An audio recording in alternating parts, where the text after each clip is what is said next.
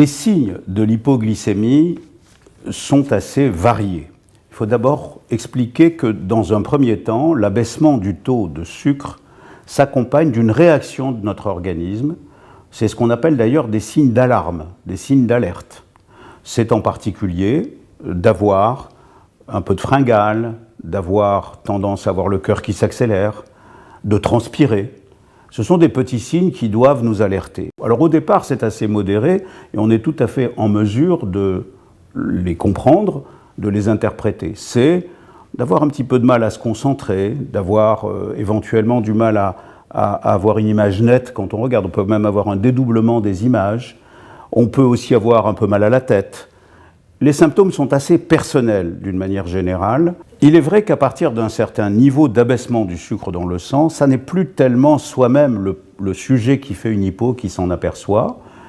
Et c'est surtout l'entourage qui va reconnaître un certain nombre de symptômes, qui va trouver certaines attitudes inhabituelles, et puis quand il vous connaît, il va comprendre. Et dans ce cas-là, ce qui est important, si possible, c'est de laisser faire l'entourage, c'est-à-dire de le laisser vous conseiller, de vous resucrer, de vous aider à le faire.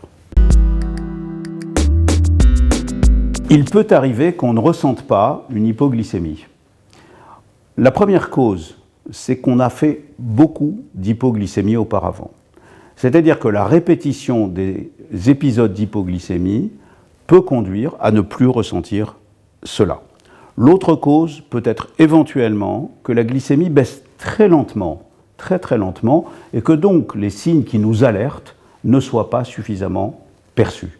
Alors ce qui est important, c'est que cela n'est absolument pas irréversible. On peut récupérer la perception des hypoglycémies à condition d'en faire moins.